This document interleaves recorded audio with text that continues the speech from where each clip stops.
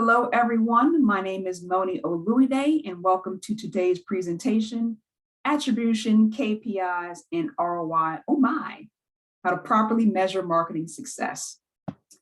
If you ask most marketers, they would say they are confident in their ability to track marketing's impact on revenue. But if you ask the C-suite, you probably get an entirely different answer. Today's marketers have all the tools in the world to track buyer activity and behavior. So why are we facing the same struggles around metrics and tracking that we've been dealing with for the last decade? We know the buyer's journey isn't linear. We know that buying decisions aren't made in a vacuum and that it takes time for buyers to make a purchasing decision. We also know that there are many factors involved in the buying decision, many of which are out of the marketer's control. And yet and still, the measure of marketing value is ROI, or return on investment. What if we're going about this all wrong? What if the problem is not how we're measuring marketing, but what we're measuring? And moreover, what do those metrics actually mean in relation to the buyer's intent? I believe today's marketers are missing the forest through the trees. They're measuring buying behavior, but not measuring what customers really want or are truly asking for. We infer information instead of just asking customers about their needs and then giving them what they want. Sounds easy, so why are marketers failing so miserably at this? Before we jump in and answer the tough questions, let's quickly go over today's agenda. First, we'll discuss the reasons why ROI tracking is so hard. Next, we'll discuss the metrics that marketers should actually be focusing on. Then we'll discuss what I believe is the proper way to track marketing's impact. Then we'll go through an actual example of the way that I think marketing should be tracked. And then finally, we'll wrap up with some key takeaways for everybody. So why is ROI tracking so hard? Let's look at some quick stats. According to a HubSpot survey, 91% of marketers say they are somewhat confident or very confident that they're investing in programs that influence revenue. But yet in that same HubSpot survey, 40% of marketers say proving the ROI of their marketing activities is a top challenge. And to compound the pressure, in an Allocadia study, 84% of marketers say that they are under pressure to prove ROI in order to justify marketing budget and spend. Let's digest this. Most marketers are confident in their ability to track ROI, yet nearly half say it's their top challenge. Why the disconnect? I believe there are two main reasons for this. One main reason why ROI tracking is so hard is because there's rarely an agreed upon metric of what a successful ROI is and how long it should take to reach it. Marketing isn't just spending, we're actually investing.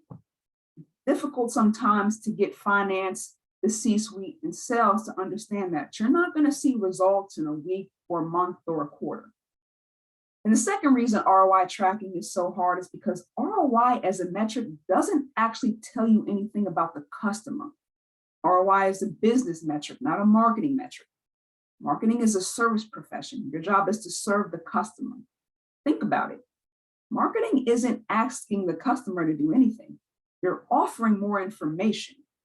Opens, clicks, and downloads is just access to information. Exchanging monetary value is a sales function, not a marketing function. Marketing is the communication of value by definition.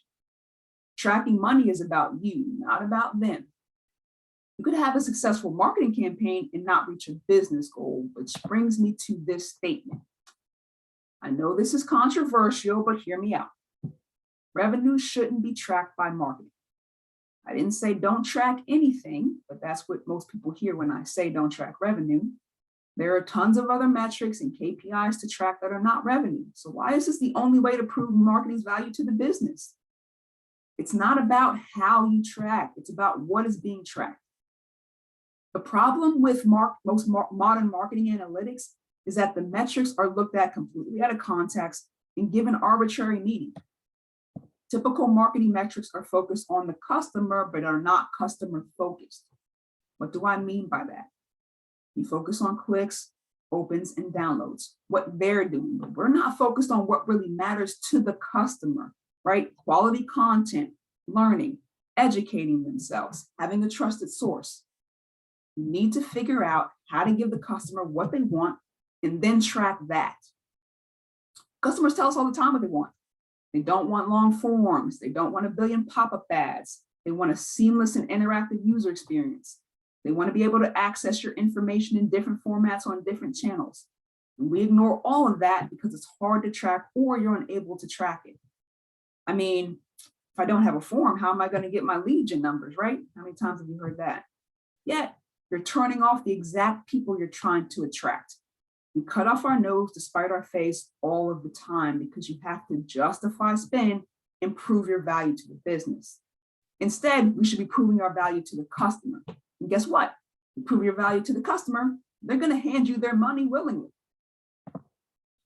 All right, just a little quick rant on revenue if you indulge me for a second.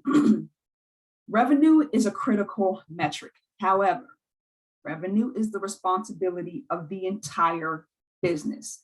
Marketing, sales, engineering, IT, finance, everyone. It's not one department's responsibility to drive. It's not one department's responsibility to track. Furthermore, when you're looking at individual parts, you can't see the whole. You're forced to focus solely on your part instead of the bigger picture, which is the entire customer journey.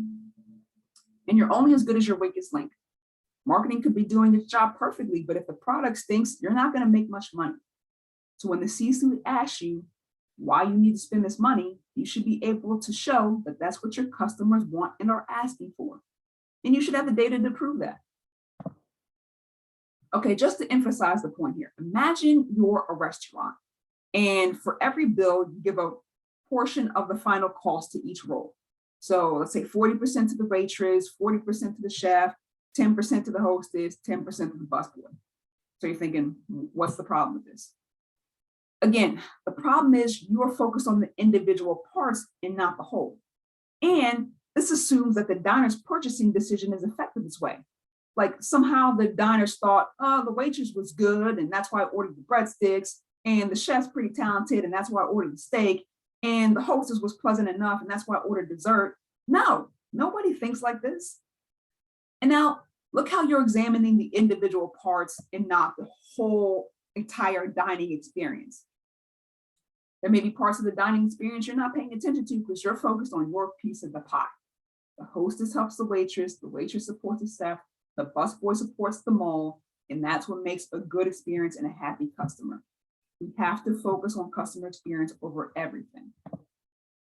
We talk a lot about CX, but we don't do much about it because it's difficult. And adding to the complexity of revenue tracking is the fact that 90% of the buyer's journey can't be tracked. And marketers know it, but hate to admit it. Let's get real for a second. People know their selected vendors before they start doing research. You've narrowed down to 2 or 3 car brands, for example, before you start doing research online, and certainly before you ever walk into a dealership, right? Marketing's real job is done pre-funnel. Marketing's job is to get the brand in front of potential customers so that you're one of those top 3 brands they're considering. However, today's marketers don't invest in these activities because they can't be tracked, they're costly, and they rarely have an immediate return. But these non-trackable activities are the ones that truly matter. The reason most attribution models fail is because marketers assume customers will follow a defined process set by the marketer and doesn't focus on relationship building or building trust with the customer, which is an investment over time.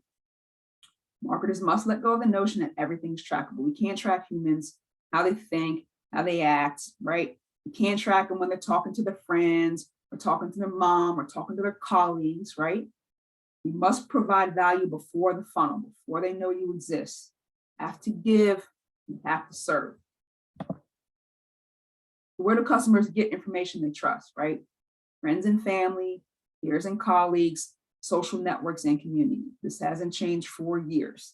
These are the sources of information people use when they're actually making a purchase decision, right? These are the sources that people use to narrow down their list of preferred vendors, and then they start doing research online. If you are only concerned about the activities you can track because you have to prove ROI, you're missing the activities that actually matter. These activities require marketing, right? Communicating value repeatedly over time in places that have no direct ROI. I kind of wish we were in person because I feel like I can hear some of you now. Like, this sounds all great, but I have to justify my spend to the boss. He doesn't want to hear this. But think about it. Marketing only has to justify spend for digital activities. Customers are still doing traditional marketing with little to no ROI to show for it. To this day, companies spend millions on trade shows and traditional advertising, despite the countless metrics, stats, attribution models that show the return is nowhere near digital. The trade shows and commercials haven't stopped. Why do they do trade shows and advertising, right? Relationship building, brand awareness, expanding the brand presence, right? Market share. How many times have you heard, we just have to be there? And guess what? You do digital for the same reasons, right? If you have to attend that event for brand presence, then you have to do a digital campaign for the same reasons with similar expectations. It's all marketing. You're building relationships and establishing trust to stay top of mind when it comes to making a purchase decision. We've been tricked into thinking that digital marketing is some quick path to revenue. It's not. You still have to do the marketing regardless. You might have to, get someone to make a quick purchasing decision in the moment, but will they come back? Will they write a glowing review? Will they tell a friend about you? If the answer is no, it's not effective marketing. Okay, so I've beaten the drum on why ROI is not an effective metric for marketing to track. So if that's the case, then what should you track? Measure what matters, right? You have to do the work here. Sorry, I don't have a quick fix for you. Marketing's job is to communicate value to a desired audience. How does your company know that marketing is communicating value effectively? When your customer does X, then they will most likely buy from us. When you see Y increase, then that's a positive sign for marketing. Your job is to solve for X and Y. What matters most to your customers, right? You measure a bunch of stuff that doesn't really matter. Opens, clicks, leads gen, so we can look good to the business, but that doesn't matter to the customer. We measure them because they're easy. And we don't measure the things that really matter, like customer sentiment, share of voice, brand awareness, because it's hard. But those are the things that's going to move the needle. All right, so let's bridge the gap here. Okay, so I want you all to walk away with something tangible. I know you can't go back to your offices and tell your boss you're no longer tracking revenue, all right? So there is a measurement process that you can put into place that will give you more accurate reporting on where your marketing is having the most impact. This process is also a bridge to tracking what really matters and helps you solve for X and Y. The best way to measure and track marketing's impact is based on the buyer's journey. But instead of doing it by attribution, this way it measures the buying stages and then how people are converting from one stage to the next. In a traditional attribution model, you give one campaign credit for driving an entire buying process. Like, this PP campaign drove X amount of revenue. But logically, we know one campaign doesn't drive revenue. And one campaign certainly doesn't drive customer loyalty.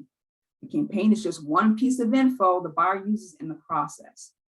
Instead, we align our campaigns to stages of our buying journey.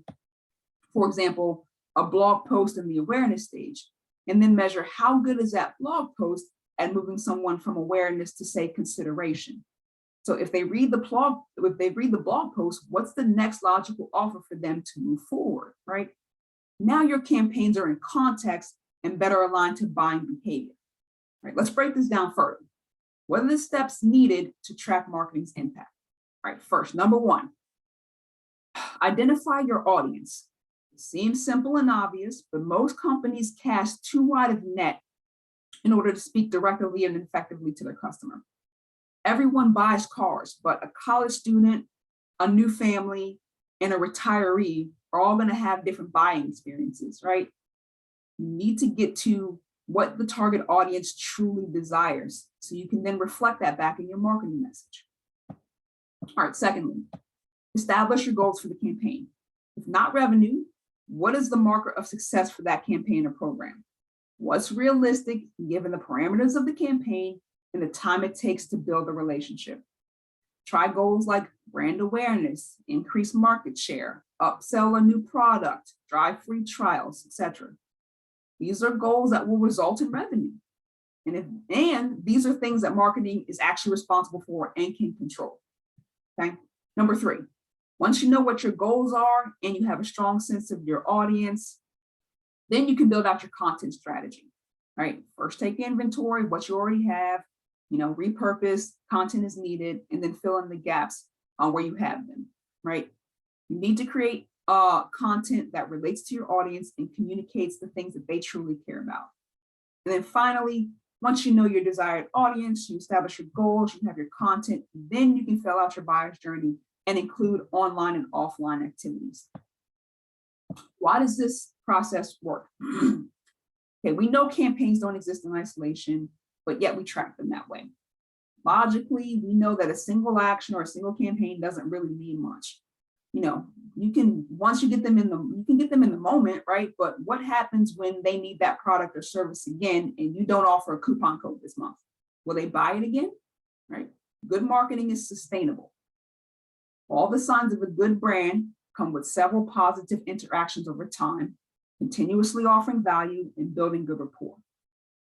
Another benefit of this process is the fact that it's way more flexible in tracking, especially if you're doing data modeling. This also gives you more accurate reporting, and it's easier to track because you're limiting the number of things that you have to track across the journey, right? Okay, that sounds all good. So let's actually go through an actual example on how we would put this into play in the real world. All right, so in this example, I'm going to go through, we are a real estate agency, right? We want to drive new home buyers to choose our agents. The audience we're targeting is young couples who are looking to buy their first home. The content for this campaign will be a home buyer's guide, a find an agent video, and a request an agent form. The goal of the campaign is to drive potential home buyers to the request an agent form. Okay. Let's first make sure we understand our audience. Remember, get specific here. So our audience is not only first-time home buyers, but specifically young couples looking to buy their first home. Right? Traditional marketing and market research might have you start off by thinking about the steps in the buying process, like, what are the financials, finding a lender, mortgage rates, right? Things like that. But let's go a little bit deeper here. A tip I love to give for understanding the audience is to find ways to hear the audience in their actual voice. Also, think about the audience needs with empathy.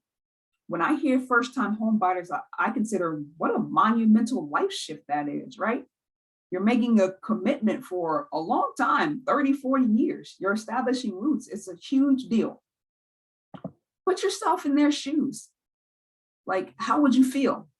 A young couple would be excited. They'd be nervous. They'd be dreamy.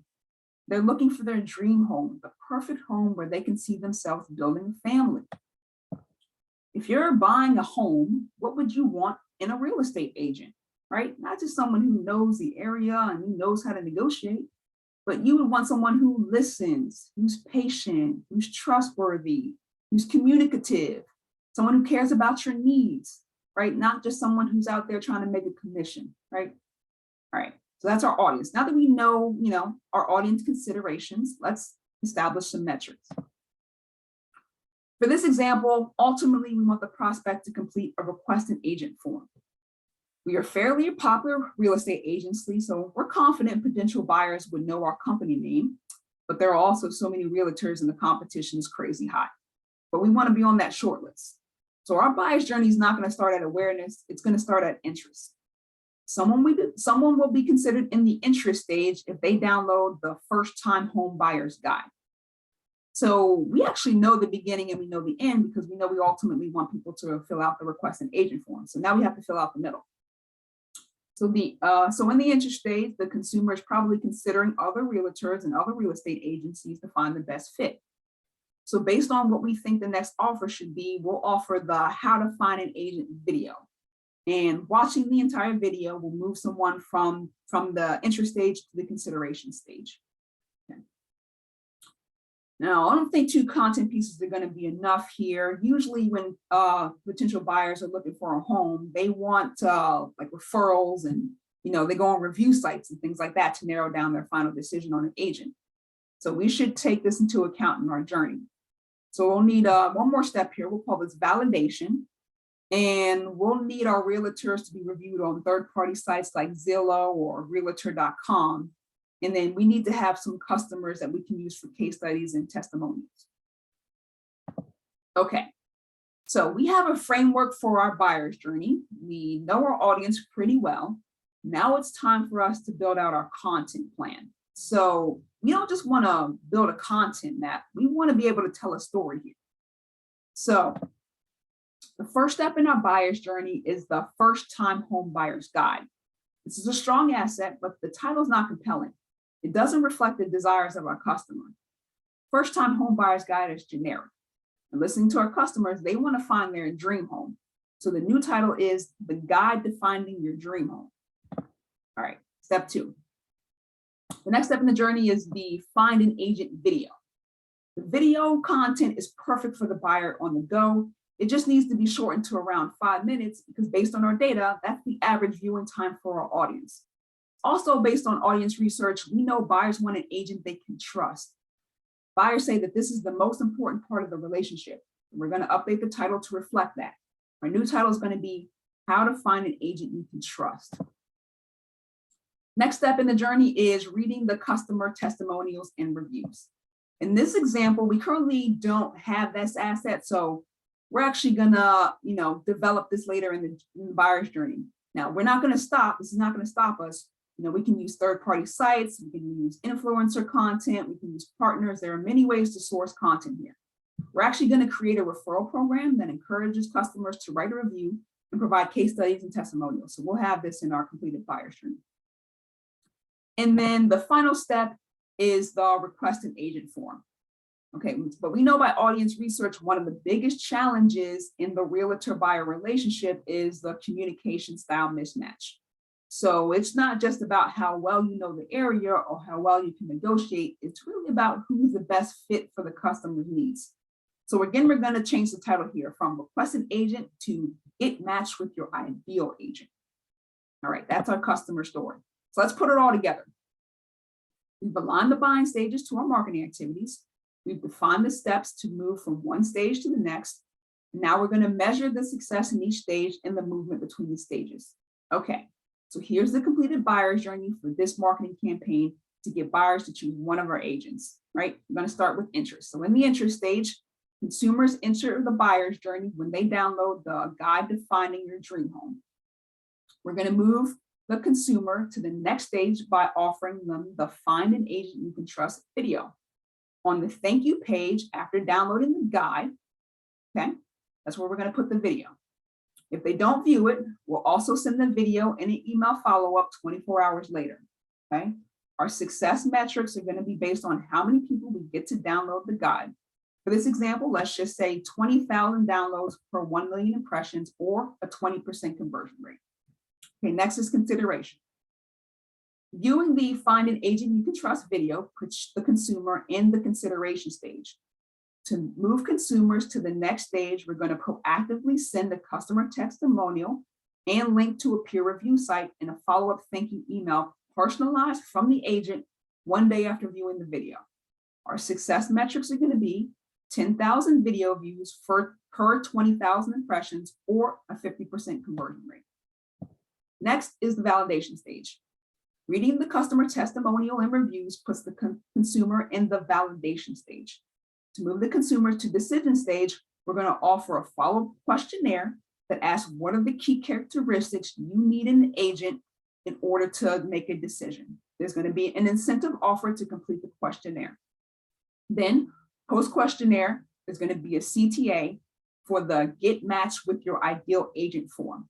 If they don't complete the form, we'll follow up within 24 to 48 hours and ask if they have any additional questions or concerns.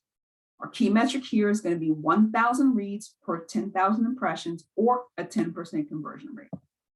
And then finally, in the decision stage, if the consumer hasn't requested an agent after 3 days, to push people to complete the form, the Get Matched with Your Ideal Agent form, we're going to proactively call them and send a follow-up email asking if they need any additional information, what time frame they're planning to make the decision, and if there's anything else we can do to aid in the decision-making process. Our success metric here is going to be 100 requests per 1,000 impressions or a 10% conversion rate. And that's our process for measuring marketing's impact on the business, right? This takes into account we're not trying to boil the ocean with one single campaign, right? This process also allows you to meet people where they're at in their journey and identify where people are getting stuck in their journey, right? This allows us to not overwhelm people or force them to do a stage that they're not ready to take. Okay, let's wrap up with a couple of key takeaways here. That was a lot of information very quickly. So, a few things I want you guys to walk away with from this presentation. Number one, ROI tracking is difficult, so leave revenue tracking to the business, right? As marketers, you have to find goals that align to your customers, what they need and what they want. Those are the metrics you need to track. Number two, your job is to serve the customer, not the business. Marketing metrics are often business related, not customer related. I've never heard a business say, I have happy customers and no revenue coming in, right? You need to invest in pre-funnel activities, which can't be tracked, sorry, because those are the things that matter the most. And then you track your buyer's journey because that's what marketing is actually responsible for. And then finally, don't let digital trick you into thinking that marketing is a transactional or quick process. You're building relationships with people, AKA humans, and building relationships takes trust, and that occurs over time, okay? Before I get out of here and leave you guys, I did want to tell you a little bit about myself. Again, my name is Moni Oluide. I'm a marketing and technology expert with nearly 15 years of digital marketing experience. I've worked with all major marketing automation platforms, Marketo, Eloqua, HubSpot, ExactTarget, both consulting and direct for some B2C, but mostly B2B organizations. I have a proven track record in integrated marketing, especially with establishing digital presence through SEO, SEM, demand gen, and website optimization. You can find me at my name, Moni Oluide, MoniOlloyede, on all socials. And you can visit my website, momartech, MOMARTECH.com. Thank you guys for your time. I appreciate it. Have a wonderful day.